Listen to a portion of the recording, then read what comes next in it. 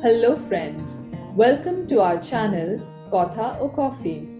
Here we talk about world literature, cinema and a lot more with a cup of coffee in our hand. Today we will present a short story to you that was penned by the German actor, poet, philosopher and writer Hanns Heinz Ewers. The story is titled The Spider. It was first published in the year 1915 as a part of his collection of macabre stories.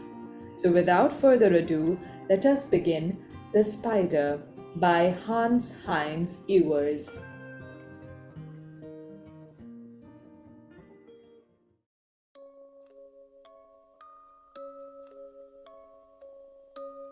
When the student of medicine Richard Brackmore decided to move into room number 7 of the small Hotel Stevens, Rue Alfred Stevens in Paris, 3 persons had already hanged themselves on 3 successive Fridays. The first was a Swiss traveling salesman. They found his corpse on Saturday evening. The doctor determined that the death must have occurred between 5 and 6 o'clock on Friday afternoon. The corpse hung on a strong hook that had been driven into the window's crossbar to serve as a hanger for articles of clothing. The window was closed, and the dead man had used the curtain rod as a noose. Since the window was very low, he hung with his knees practically touching the floor, a sign of the great discipline the suicide must have exercised in carrying out his design. Later, it was learned that he was a married man and a father. He had been a man of continually happy disposition, a man who had achieved a secure place in life. There was not one written word to be found that would have shed light on his suicide, not even a will. Furthermore, none of his acquaintances could recall hearing anything at all from him that would have permitted anyone to predict his end. The second case was not much different. The artist, Karl Kraus, a high-wire cyclist in the nearby Medrano Circus, moved into room number 7 2 days later. When he did not show up at Friday's performance, the director sent an employee to the hotel. There, he found Kraus in the unlocked room hanging from the window crossbar in circumstances exactly like those of the previous suicide. This death was as perplexing as the first. Kraus was popular. He earned a very high salary and had appeared to enjoy life at its fullest. Once again, there was no suicide note, no sinister hints.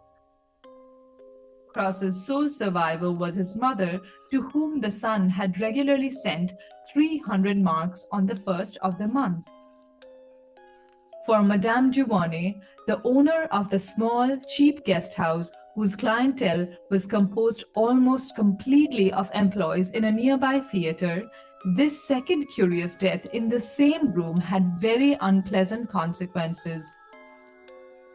Already, several of her guests had moved out and other regular clients had not come back. She appealed for help to her personal friend, the Inspector of Police of the 9th Precinct, who assured her that he would do everything in his power to help her. He pushed zealously ahead not only with the investigation into the grounds for the suicide of the 2 guests, but he also placed an officer in the mysterious room.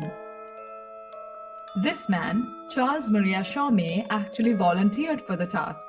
Chaumet was an old Marine sergeant with 11 years of service who had lain so many nights at posts in Tonkin and Annam and had greeted so many stealthily creeping river pirates with a shot from his rifle that he seemed ideally suited to encounter the ghost that everyone on Rue Alfred Stevens was talking about. From then on, each morning and each evening, Chaumet paid a brief visit to the police station to make his report, which for the first few days consisted only of his statement that he had not noticed anything unusual. On Wednesday evening, however, He hinted that he had found a clue. Pressed to say more, he asked to be allowed more time before making any comment, since he was not sure that what he had discovered had any relationship to the two deaths, and he was afraid he might say something that would make him look foolish. On Thursday, his behavior seemed a bit uncertain, but his mood was noticeably more serious. Still, he had nothing to report. On Friday morning, he came in very excited and spoke half humorously, half seriously of the strangely attractive power that his window had. He would not elaborate this notion and said that in any case it had nothing to do with the suicides and that it would be ridiculous of him to say any more. When on that same Friday he failed to make his regular evening report, someone went to his room and found him hanging from the crossbar of the window. All the circumstances, down to the minutest detail, were the same here as in the previous cases. Shawmee's legs dragged along the ground. The curtain cord had been used for a noose. The window was closed, the door to the room had not been locked, and death had occurred at 6 o'clock. The dead man's mouth was wide open and his tongue protruded from it. Shawmee's death, the third in as many weeks in room number 7, had the following consequences. All the guests, with the exception of a German high school teacher in room number 16, moved out. The teacher took advantage of the occasion to have his rent reduced by a third. The next day, Mary Garden, the famous opera comic singer, drove up to the Hotel Stevens and paid 200 francs for the red curtain cord, saying it would bring her luck. The story, Small Consolation for Madame Dubonnet, got into the papers. If these events had occurred in summer, in July or August, Madame Dubonnet would have secured 3 times that price for her cord. But as it was in the middle of a troubled year, with elections, disorders in the Balkans, bank crashes in New York, the visit of the King and Queen of England, the result was that the affair Huey Alfred Stevens was talked of less than it deserved to be. As for the newspaper accounts, they were brief, being essentially the police reports word for word. These reports were all that Richard Brackmore, the medical student, knew of the matter. There was one detail about which he knew nothing because neither the police inspector nor any of the eyewitnesses had mentioned it to the press. It was only later, after what happened to the medical student, that anyone remembered that when the police removed Sergeant Charles Maria Shawmee's body from the window crossbar, a large black spider crawled from the dead man's open mouth. A hotel porter flicked it away, exclaiming, "Ugh, another one of those damned creatures." When in later investigations which concerned themselves mostly with Brackmore, the servant was interrogated. He said that he had seen a similar spider crawling on the Swiss traveling salesman's shoulder when his body was removed from the window crossbar. But Richard Brackmore knew nothing of all this. It was more than 2 weeks after the last suicide that Brackmore moved into the room. Brackmore recorded everything that happened to him in his journal. That journal now follows. Monday, February 28th. I moved in yesterday evening. I unpacked my 2 wicker suitcases and straightened the room a little. Then I went to bed. I slept so soundly that it was 9 o'clock the next morning before a knock at my door woke me. It was my hostess bringing me breakfast herself. One could read her concern for me in the eggs, the bacon, and the superb coffee she brought me. I washed and dressed, then smoked a pipe as I watched the servant make up the room.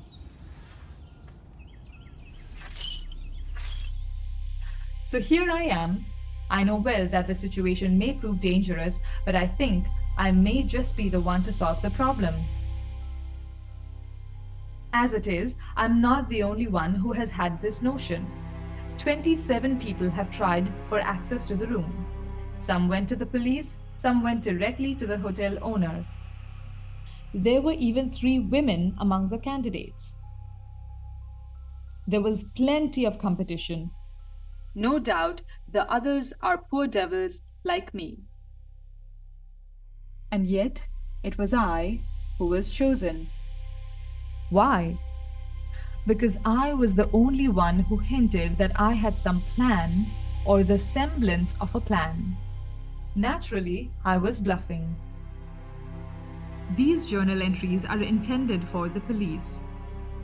I must say that it amuses me to tell those gentlemen how neatly I fooled them.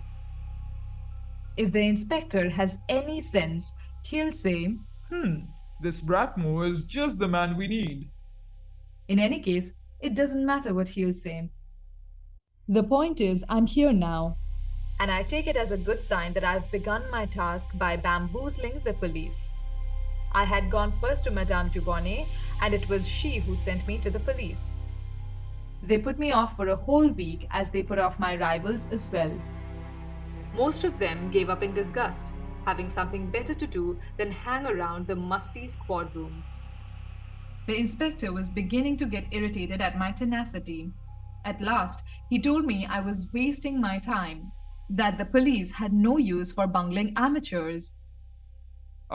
If only you had a plan, then... On the spot, I announced that I had such a plan, though naturally I had no such thing. Still, I hinted that my plan was brilliant, but dangerous, that it might lead to the same end as that which had overtaken the police officer, Chaumet. Still, I promised to describe it to him if he would give me his word that he would personally put it into effect. He made excuses, claiming he was too busy, but when he asked me to give him at least a hint of my plan, I saw that I had piqued his interest. I rattled off some nonsense made up of whole cloth. God alone knows where it all came from. I told him that 6 o'clock of a Friday is an occult hour. It is the last hour of the Jewish week, the hour when Christ disappeared from his tomb and descended into hell. The inspector assumed the look of a man who understood all that I had been saying, and then asked me to come back that evening. I returned precisely on time and noted a copy of the New Testament on the inspector's desk. I had, in the meantime, been at the Revelations myself, without, however, having understood a syllable. Perhaps the inspector was cleverer than I? Very politely, nay, deferentially, he let me know that despite my extremely vague intimations, he believed he grasped my line of thought and was ready to expedite my plan in every way. And here I must acknowledge that he has indeed been tremendously helpful. It was he who made the arrangement with the owner that I was to have anything I needed so long as I stayed in the room. The inspector gave me a pistol and a police whistle, and he ordered the officers on the beat to pass through Rue Alfred Stevens as often as possible, and to watch my window for any signal. Most important of all, he had a desk telephone installed which connects directly with the police station. Since the station is only 4 minutes away, I see no reason to be afraid. Wednesday, March 1st. Nothing has happened. Not yesterday, not today. Madame Dubonnet brought a new curtain cord from another room. The rooms are mostly empty, of course. Madame Dubonnet takes every opportunity to visit me, and each time she brings something with her. I have asked her to tell me again everything that happened here, but I have learned nothing new. She has her own opinion of the suicides. Her view is that the music hall artist Krauss killed himself because of an unhappy love affair. During the last year that Krauss lived in the hotel, a young woman had made frequent visits to him. These visits had stopped just before his death. As for the Swiss gentleman, Madame Gibboni confessed herself baffled. On the other hand, the death of the policeman was easy to explain. He had killed himself just to annoy Mrs. Gibboni. These are sad enough explanations, to be sure, but I let her babble on to take the edge off my boredom. Thursday, March 3rd. Still nothing. The inspector calls twice a day. Each time I tell him that all is well. Apparently, these words do not reassure him. I have taken out my medical books and I study so that my self-imposed confinement will have some purpose. Friday, March 4th. I ate uncommonly well at noon.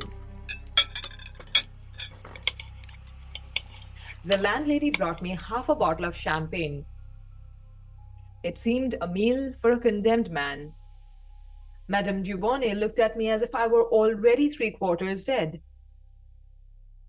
As she was leaving, she begged me tearfully to come with her, fearing, no doubt, that I would hang myself just to annoy her. I studied the curtain rod once again. Would I hang myself with it? Certainly, I felt little desire to do so. The cord is stiff and rough. Not the sort of cord one makes a noose of. One would need to be truly determined before one could imitate the others. I am seated now at my table. At my left, the telephone. At my right, the revolver. I'm not frightened, but I am curious.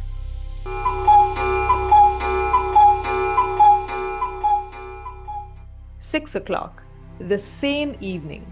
Nothing has happened. The fatal hour has come and gone like any 6 o'clock on any evening. I won't hide the fact that I occasionally felt a certain impulse to go to the window, but for quite a different reason than one might imagine.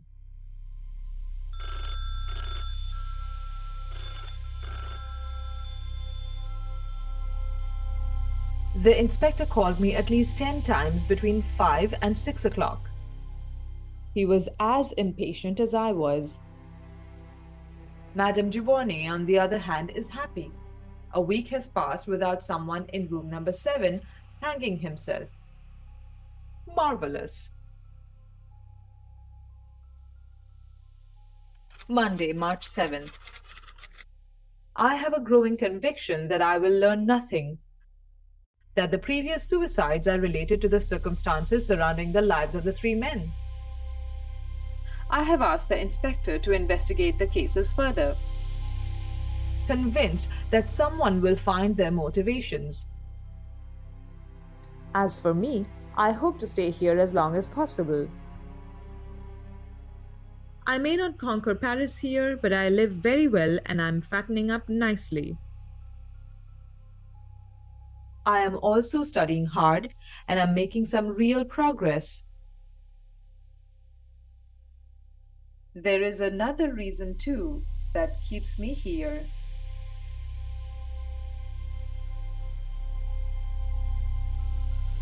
Wednesday, March 9th. So, I have taken one step more. Clarimonda.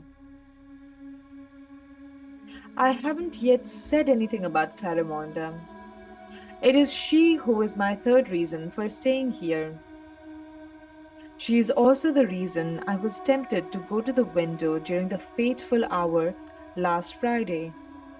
But of course, not to hang myself. Clarimonda. Why do I call her that?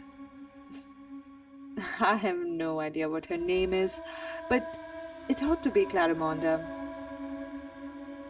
When finally I ask her name, I'm sure it will turn out to be Clarimonda. I noticed her almost at once, in the very first days.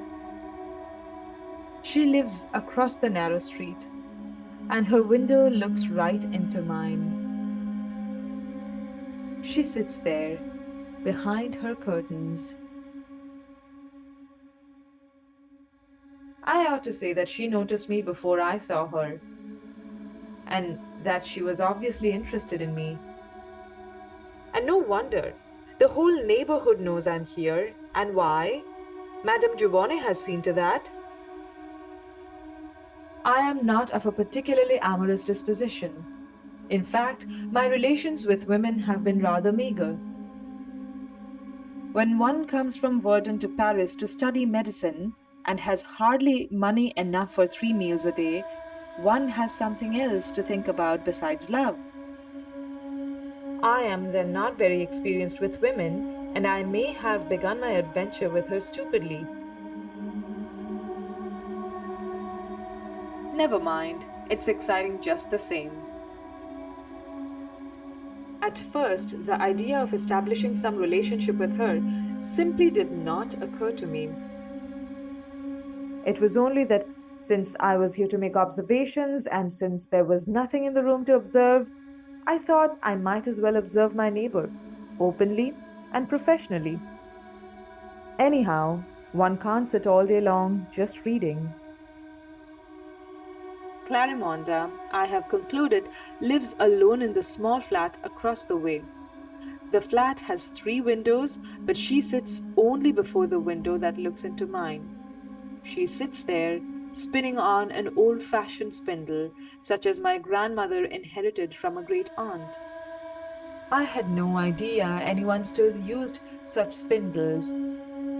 It appears to be made of ivory, and the thread she spins is of an exceptional fineness.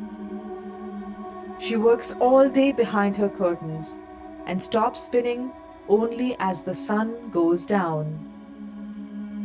Since darkness comes abruptly here in this narrow street and in the season of fogs, Clarimonda disappears from her place at 5 o'clock each evening.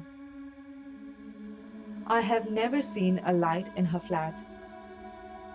What does Clarimonda look like? I'm not quite sure. Her hair is black and wavy, her face pale. Her nose is short and finely shaped with delicate nostrils that seem to quiver. Her lips, too, are pale, and when she smiles, it seems that her small teeth are as keen as those of some beast of prey. Her eyelashes are long and dark, and her huge dark eyes have an intense glow. I guess all these details more than I know them. It is hard to see clearly through the curtains. Something else. She always wears a black dress embroidered with a lilac motif and black gloves, no doubt to protect her hands from the effects of her work. It is a curious sight. Her delicate hands moving perpetually, swiftly grasping the thread, pulling it, releasing it, taking it up again, as if one were watching the motions of an insect. Our relationship, for the moment, still very superficial, though it feels deeper. It began with a sudden exchange of glances in which each of us noted the other. I must have pleased her, because one day she studied me a while longer, then smiled tentatively. Naturally, I smiled back. In this fashion, 2 days went by, each of us smiling more frequently with the passage of time. Yet something kept me from greeting her directly. Until today. This afternoon I did it, and Clarimonda returned my greeting. It was done subtly enough, to be sure, but I saw her nod. Thursday, March 10th. Yesterday I sat for a long time over my books, though I can't truthfully say that I studied much. I built castles in the air and dreamed of Clarimonda. I slept fitfully. This morning, when I approached my window, Clarimonda was already in her place. I waved and she nodded back. She laughed and studied me for a long time. I tried to read, but I felt much too uneasy. Instead, I sat down at my window and gazed at Clarimonda. She too had laid her work aside. Her hands were folded in her lap. I drew my curtain wider with the window cord so that I might see better. At the same moment, Clarimonda did the same with the curtains at her window. We exchanged smiles. We must have spent a full hour gazing at each other. Finally, she took up her spinning. Saturday, March 12th. The days pass. I eat and drink. I sit at the desk. I light my pipe. I look down at my book, but I don't read a word, though I try again and again and again. Then I go to the window where I wave to Clarimonda. She nods. We smile. Then we stare at each other for hours.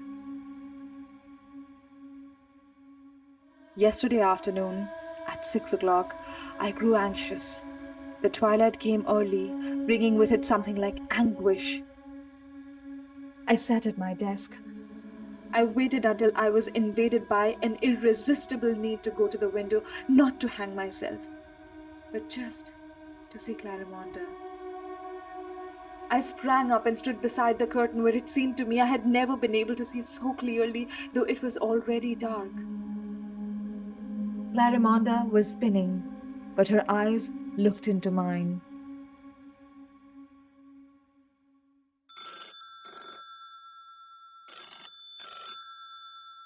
The telephone rang.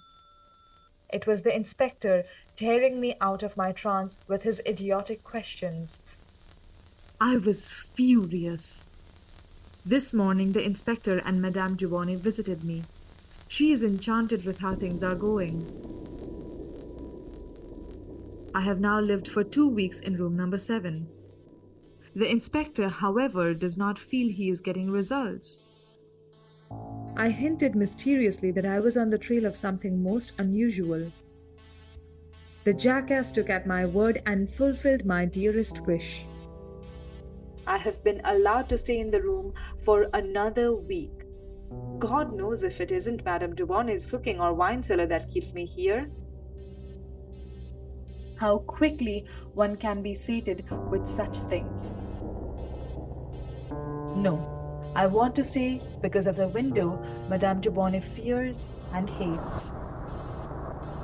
That beloved window that shows me Clarimonda. I have stared out of my window trying to discover whether she ever leaves her room, but I have never seen her set foot on the street. As for me, I have a large, comfortable armchair and a green shade over the lamp whose glow envelopes me in warmth. The inspector has left me with a huge packet of fine tobacco, and yet I cannot work. I read 2 or 3 pages only to discover that I haven't understood a word. My eyes see the letters, but my brain refuses to make any sense of them. Absurd, as if my brain were posted, "No trespassing." It is as if there were no room in my head for any other thought than the one, Clarimonda. I push my books away. I lean back deeply into my chair and I dream. Sunday, March 13th. This morning I watched a tiny drama while the servant was tidying my room. I was strolling in the corridor when I paused before a small window in which a large garden spider had her web. Madame Giovanni will not have it removed because she believes spiders bring luck, and she has had enough misfortunes in her house lately. Today I saw a much smaller spider, a male, moving across the strong threads towards the middle of the web. But when his movements alerted the female, he drew back shyly to the edge of the web, from which he made a second attempt to cross it. Finally, the female in the middle appeared attentive to his wooing and stopped moving. The male moved quickly forward, and the female received him quietly, calmly, giving herself over completely to his embraces. For a long minute, they hung together, motionless at the center of the huge web. Then I saw the male slowly extricating himself, one leg over the other. It was as if he wanted tactfully to leave his companion alone in the dream of love. But as he started away, the female, overwhelmed by a wild life, was after him, hunting him ruthlessly. The male let himself drop from a thread. The female followed, and for a while the lovers hung there, imitating a piece of art. Then they fell to the windowsill, where the male, summoning all his strength, tried again to escape. Too late. The female already had him in her powerful grip and was carrying him back to the center of the web. There, the place that had just served as the couch for their lascivious embraces took on quite another aspect. The lover wriggled, trying to escape from the female's wild embrace, but she was too much for him. It was not long before she had wrapped him completely in her thread, and he was helpless. Then she dug her sharp pincers into his body and sucked full draughts of her young lover's blood. Finally, she detached herself from the pitiful and unrecognizable shell of his body and threw it out of her web. So that is what love is like among these creatures. Well for me that I'm not a spider. Monday, March 14th. I don't look at my books any longer. I spend my days at the window. When it is dark, Clarimonda is no longer there. But if I close my eyes, I continue to see her. This journal has become something other than I intended. I've spoken about Madame Duvernay, the inspector, about spiders, and about Clarimonda. But I have said nothing about the discoveries I undertook to make. Tuesday, March 15th. We have invented a strange game, Clarimonda and I. We play it all day long. I greet her, and then she greets me. Then I tap my fingers on the window panes. The moment she sees me doing that, she too begins tapping. I wave at her, she waves back. I move my lips as if I'm speaking to her. She does the same. I run my hand through my sleep-disheveled hair, and instantly her hand is at her forehead. It is a child's game, and we both laugh over it. Actually, she doesn't laugh. She only smiles a gently contained smile, and I smile back in the same way. The game is not as trivial as it seems. It is not as if we were grossly imitating each other that would weary us both. Rather, we are communicating with each other. Sometimes telepathically, it would seem, since Clarimonda follows my movements instantaneously almost before she has had time to see them.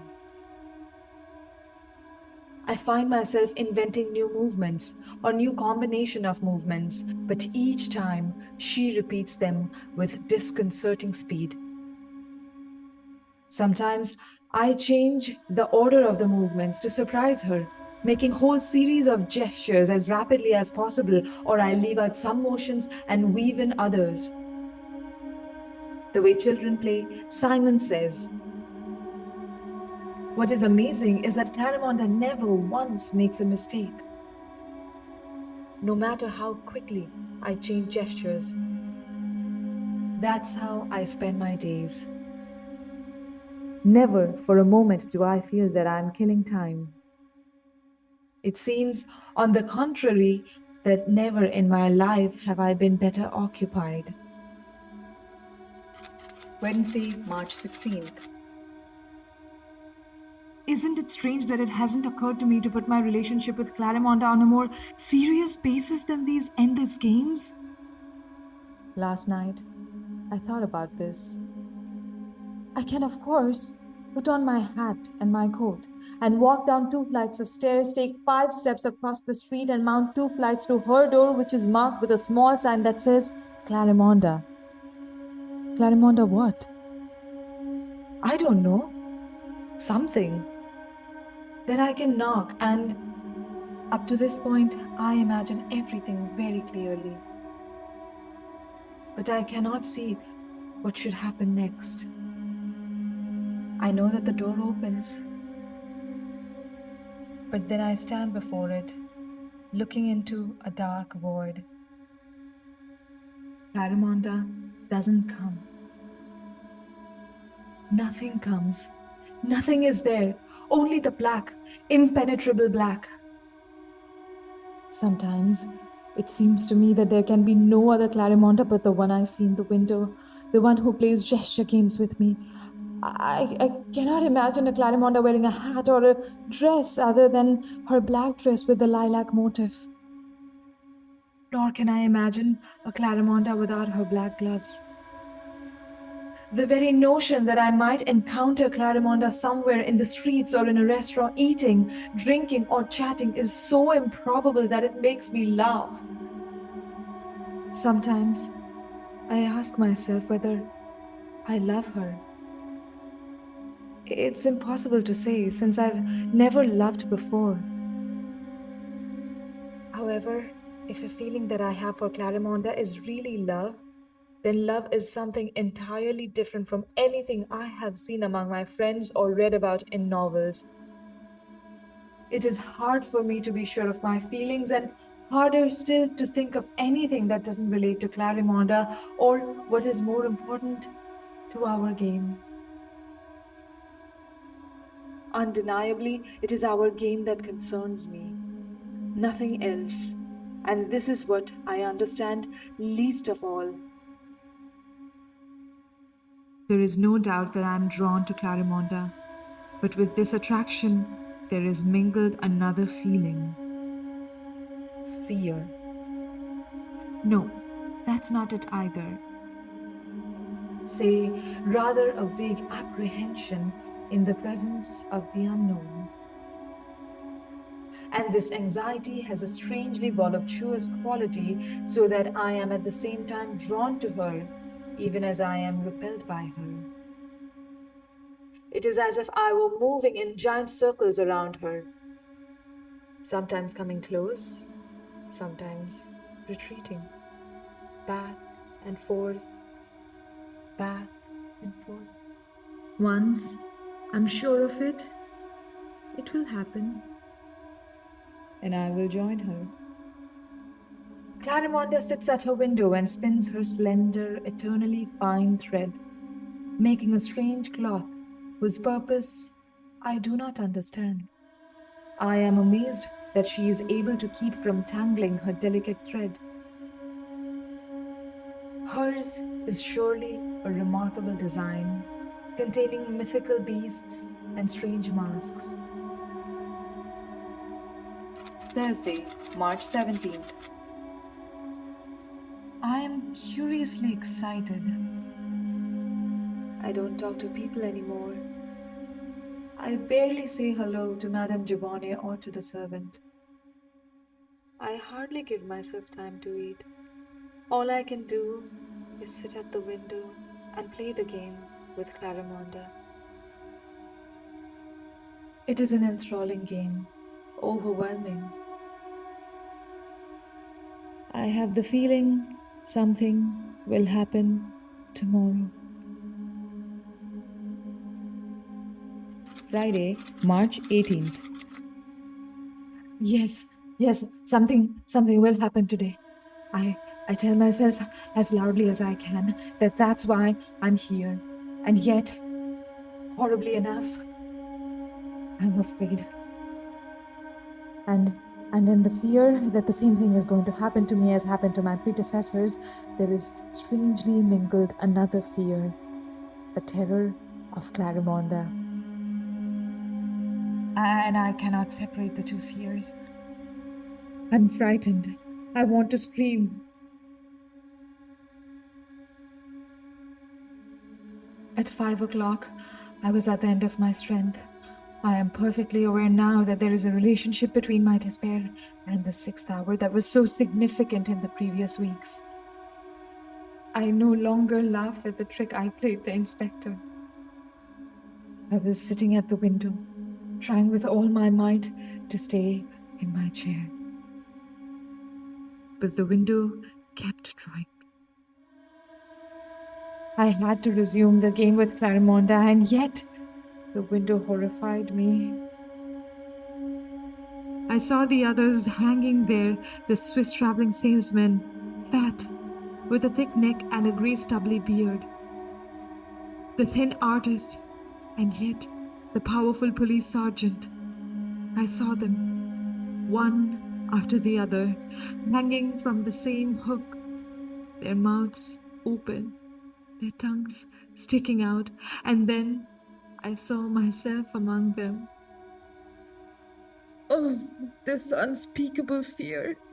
It was clear to me that it was provoked as much by Clarimonda as by the crossbar and the horrible hook. May she pardon me, but it is the truth. In my terror, I keep seeing the three men hanging there, their legs dragging on the floor. And yet, the fact is, I had not felt the slightest desire to hang myself, nor was I afraid that I would want to do so. No, it was the window I feared, and Clarimonda. I was sure that something horrid was going to happen, and then I was overwhelmed by the need to go to the window, to stand before it.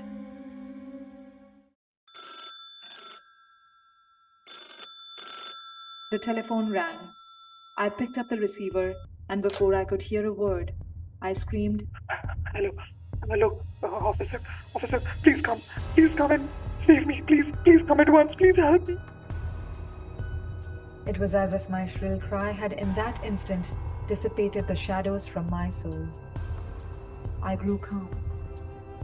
I wiped the sweat from my forehead. I drank a glass of water.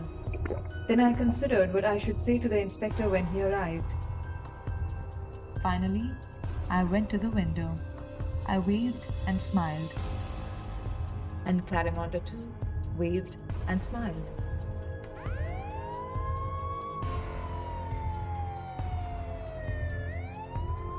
"5 minutes later, the inspector was here.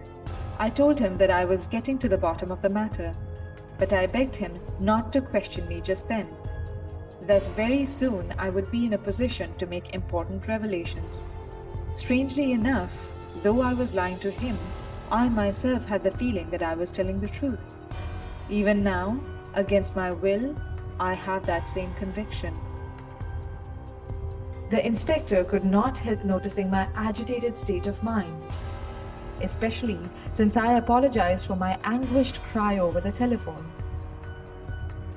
Naturally, I tried to explain it to him, and yet I could not find a single reason to give for it.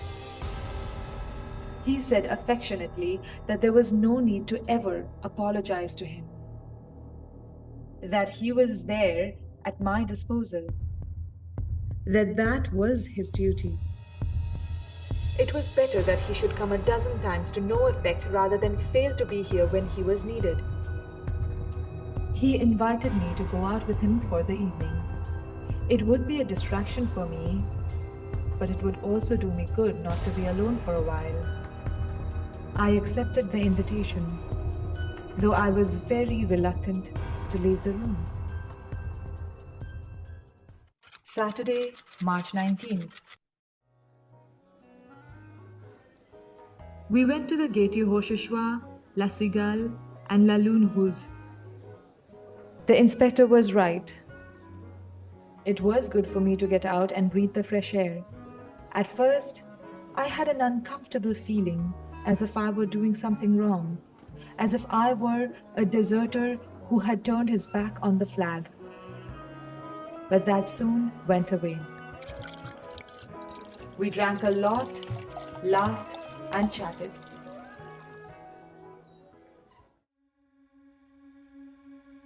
This morning, when I went to my window, Clarimonda gave me what I thought was a look of reproach, though I may only have imagined it. How could she have known that I had gone out last night? In any case, the look lasted only for an instant. Then she smiled again. We played the game all day long. Sunday, March 20th. Only one thing to record. We played the game. Monday, March 21st. We played the game all day long. Tuesday, March 22nd. Yes, the game. We played it again. And nothing else. Nothing at all. Sometimes I wonder what is happening to me. What is it I want? Where is all this leading? I know the answer. There is nothing else I want except what is happening. It is what I want, what I long for. This only. Clarimonda and I have spoken with each other in the course of the last few days, but very briefly, scarcely a word. Sometimes we moved our lips, but more often we just looked at each other with deep understanding. I was right about Clarimonda's reproachful look because I went out with the inspector last Friday. I asked her to forgive me. I said it was stupid of me and spiteful to have gone. She forgave me, and I promised never to leave the window again. We kissed, pressing our lips against each of our window panes. Wednesday, March 23rd. I know now that I love Clarimonda, that she has entered into the very fiber of my being. It may be that the loves of other men are different, but does there exist one head, one ear, and one hand that is exactly like hundreds of millions of others? There are always differences, and it must be so with love. My love is strange. I know that. But is it any the less lovely because of that? Besides, my love makes me happy. If only I were not so frightened. Sometimes my terror slumbers, and I forget it for a few moments. Then it wakes and does not leave me. The fear is like a poor mouse trying to escape the grip of a powerful serpent. Just wait a bit. Poor, sad terror. Very soon, the serpent love will devour you. Thursday, March 24th. I have made a discovery. I don't play with Clarimonda. She plays with me. Last night, thinking as always about our game, I wrote down 5 new and intricate gesture patterns with which I intended to surprise Clarimonda today. I gave each gesture a number. Then I practiced the series so I could do the motions as quickly as possible, forwards or backwards. Or sometimes only the even numbered ones, sometimes the odd, or the first and the last of the 5 patterns. It was tiring work, but it made me happy and seemed to bring Clarimonda closer to me. I practiced for hours until I got all the motions down pat, like clockwork. This morning, I went to the window. Clarimonda and I greeted each other. Then our game began. Back and forth. It was incredible how quickly she understood what was to be done, how she kept pace with me.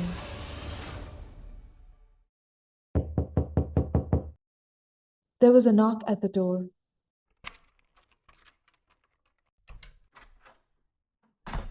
It was the servant bringing me my shoes. I took them. On my way back to the window, my eye chanced to fall on the slip of paper on which I had noted my gesture patterns.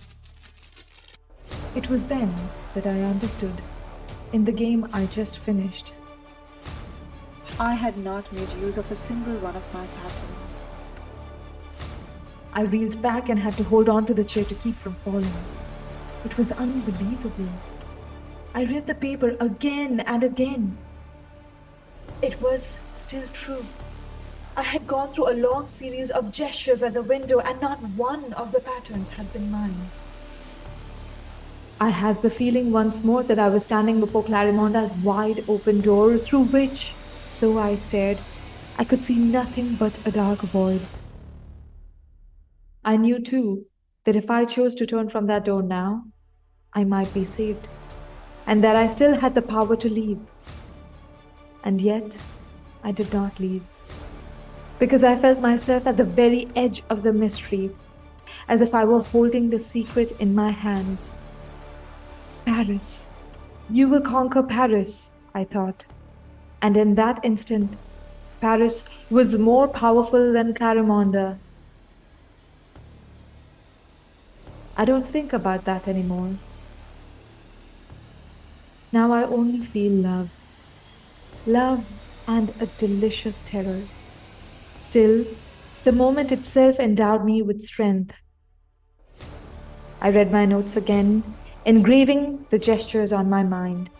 Then I went back to the window, only to become aware that there was not one of my patterns that I wanted to use. Standing there, it occurred to me to rub the side of my nose. Instead, I found myself pressing my lips to the window pane.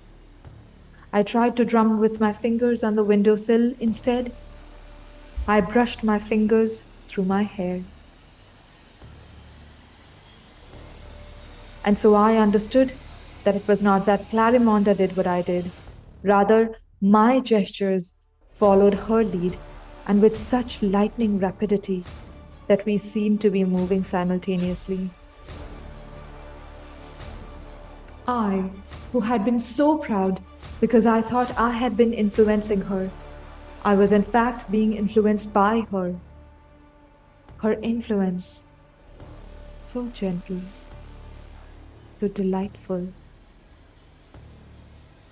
I have tried another experiment. I clenched my hands and put them in my pockets, firmly intending not to move them one bit. Clarimonda raised her hand and, smiling at me, made a scolding gesture with her finger. I did not budge, and yet I could feel how my right hand wished to leave my pocket. I shoved my fingers against the lining, but against my will, my hand left the pocket. My arm rose into the air. In my turn, I made a scolding gesture with my finger and smiled. It seemed to me that it was not I who was doing all this. It was a stranger whom I was watching. But of course, I was mistaken. It was I making the gesture, and the person watching me was the stranger. That very same stranger who not long ago was so sure that he was on the edge of a great discovery. In any case, it was not I. Of what use to me is this discovery? I'm here to do Clarimonda's will.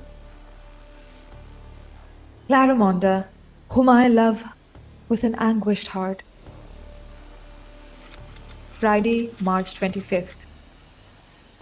I have cut the telephone cord. I have no wish to be continually disturbed by the idiotic inspector just as the mysterious hour arrives. God, why did I write that? Not a word of it is true. It is as if someone else were directing my pen. But I want to write the truth here, though it is costing me great effort, but I want to once more do what I want. I have cut the telephone cord because I had to. There it is. We stood at our windows this morning and played the game, which is now different from what it was yesterday. Clarimonda makes a movement and I resist it for as long as I can. Then I give in and do what she wants without further struggle. I can hardly express what a joy it is to be so conquered, to surrender entirely to her will. We played. All at once, she stood up and walked back into her room, where I could not see her. She was so engulfed by the dark. Then she came back with a desk telephone, like mine, in her hands. She smiled and set the telephone on the windowsill, after which she took a knife and cut the cord. Then I carried my telephone to the window, where I cut the cord. After that, I returned my phone to its place. That's how it happened. I sit at my desk where I've been drinking tea the servant brought me. He has come for the empty teapot, and I ask him for the time. Since my watch isn't running properly, he says it is 5:15. 5:15. I know if I look out of the window, Clarimonda will be there making a gesture that I will have to imitate. I will look just the same. Clarimonda is there, smiling. If only I could turn my eyes away from hers. Now she parts the curtain. She takes the cord. It is red, just like the cord in my window. She ties a noose and hangs the cord on the hook in the window crossbar. She sits down and smiles. No, fear is no longer what I feel. Rather, it is sort of oppressive terror, which I would not want to avoid for anything in the world. Its grip is irresistible, profoundly cruel, and voluptuous in its attraction. I could go to the window and do what she wants me to do, but I wait. I struggle. I resist, though I feel a mounting fascination that becomes more intense each minute. Here I am once more. Rashly, I went to the window where I did what Clarimonda wanted. I took the cord, tied a noose, and hung it on the hook. Now, I want to see nothing else except to stare at this paper. Because if I look, I know what she will do. Now, at the 6th hour of the last day of the week, if I see her, I will have to do what she wants. I have to. I won't see her. I laugh. Loudly. No, I'm not laughing. Something is laughing in me, and I know why. It is because of my...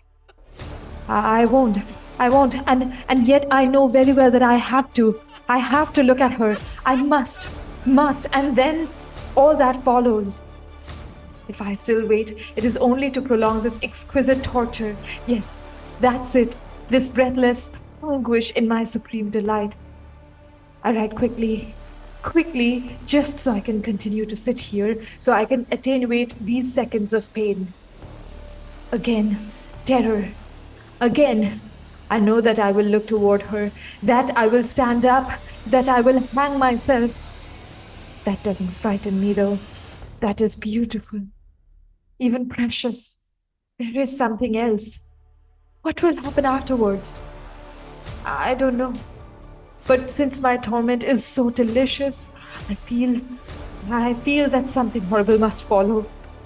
Think, write something, anything at all, just to keep from looking toward her. My name is Richard Brackmore. Richard Brackmore.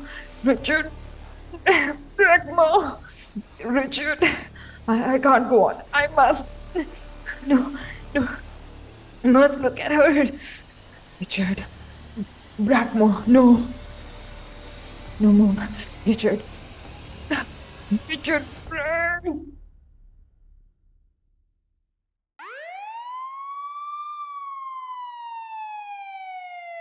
The inspector of the Ninth Precinct, after repeated and vain efforts to telephone Richard, arrived at the Hotel Stevens at 6:05.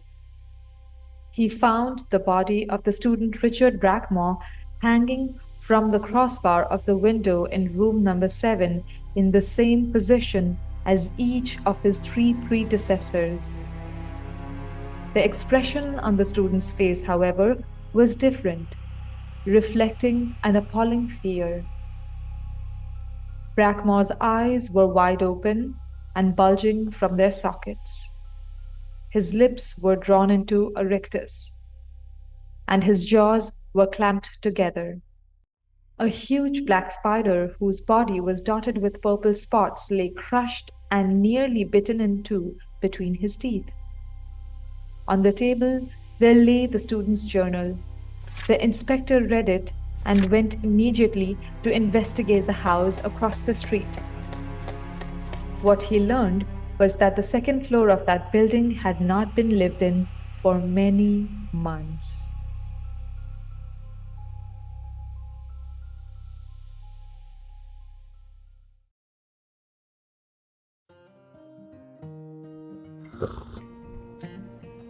Thank you for listening to our narration of The Spider by Hanns Heinz Ewers.